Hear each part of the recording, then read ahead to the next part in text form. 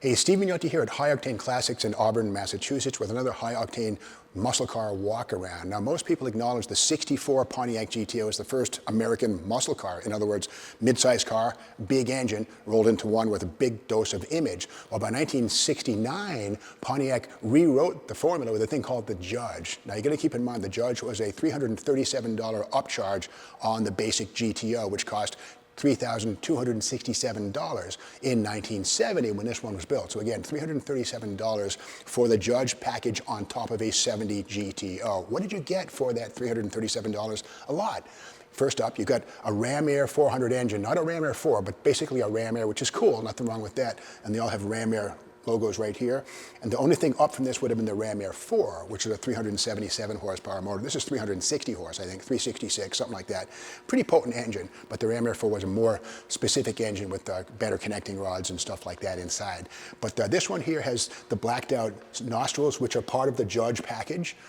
Regular GTO would just have body-colored openings on the hood, and these do function. They actually work. And before we get under the hood, another part of the Judge package was the crazy psychedelic or op art, whatever you want to call it, graphics on the body, the horizontal markings over the brows of the wheel openings, front and rear, and this crazy psychedelic orange and purple.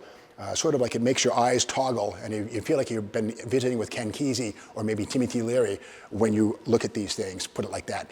And on the back of the car, clearly the Judge has the stripes here at the rear. And on the tail, standard equipment on the Judge was this trunk spoiler right here. In its second generation, 1969, the spoiler came down and like to trap people's fingers if you slam the trunk down. Here, it floats, sort of a flying wing effect. But something you did not get on any GTO Judge was trim rings. That's right, the basic steel wheel, the styled steel wheel, does not have a snap-on trim ring. I think the Pontiac people, they were sort of shooting after the Plymouth Roadrunner and the less is more motif. And you know, most people put trim rings on these, but it's a blooper because they didn't have trim rings from the factory. The styled steel wheels, yes, they did have those, but again, no trim rings from the factory. Now, GTOs with these wheels did have trim rings. So I guess Pontiac wanted to make the Judge stand apart by making it a less is more scenario. Let's take a peek at that 400 cubic inch V8. And 1970 was also the first year for the 455, which actually made more torque than the 400, but it was not really an animal. It was a pretty docile engine, the 455, and some of those did wind up in Judges. But getting to back to the engine, here is the metal base here for the Ram Air system. And there would be a little door that opens up inside of the hood with a cable, and that would open or close the flaps to allow cool air to enter the shroud here. The foam is not on this one. It'll be replaced by the time it is sold. But the air conditioning on this car is factory appearing. Disc brakes, power disc brakes, standard stuff on GTOs at this point in time.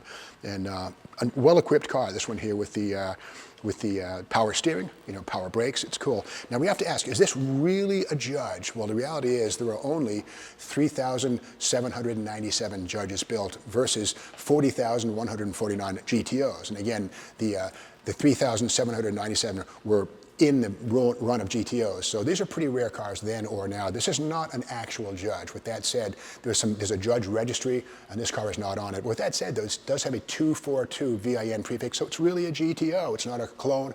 It's really a GTO, which means 400 cubic inches. Lots of power right there off the bat.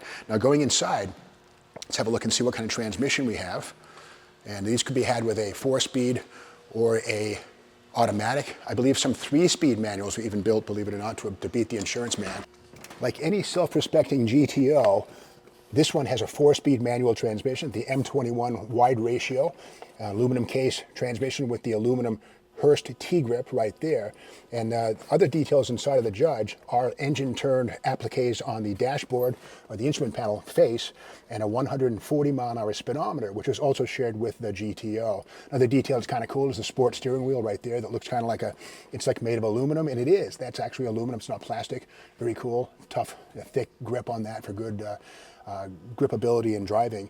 Now this is a bucket seat car, of course, and in the back, a full-width bench for room for 5 people on the road. And just so you don't forget what you're riding in, on the glove compartment door is a GTO Judge emblem right there, right in the eyes of the passenger, who would maybe say, "Slow down, Billy, slow down, we're going too fast." They'll call a Judge on you. Well, this is a Judge, so there you have it right now. It's a tribute to a Judge, but it's a real GTO with a 242 VIN sequence up front.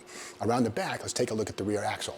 Now, like all GTOs, with the exception of the 455 powered cars, which had a larger differential from McKinnon, a Canadian company, these have a 10-bolt rear axle, pretty tough piece, nothing wrong with that. And like all GTOs, these have a rear anti-roll bar, which kind of hangs down below the axle tubes. You can see it if you look at the rear profile of the differential. You'll see it right there. That helps to connect the left and right suspension arms to prevent body roll. The anti-roll bar does just that. There's one up front as well.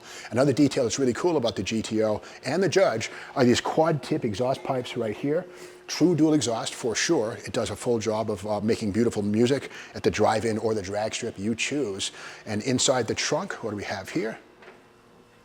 Nice, crisp. And the beauty of the GTO is just like a Le Mans or a Tempest, it's a mid-sized car with a full-size trunk. A family of 4 or 5 or 6 could actually go shopping and get all the groceries they can need and just put them right in here. Try that with a Corvette.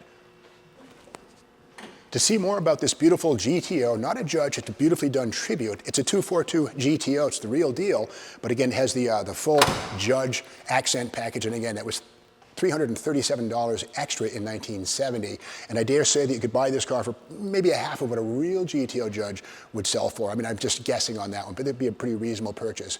Beautiful car. To see more about this, check it out on the High-Octane Classics website.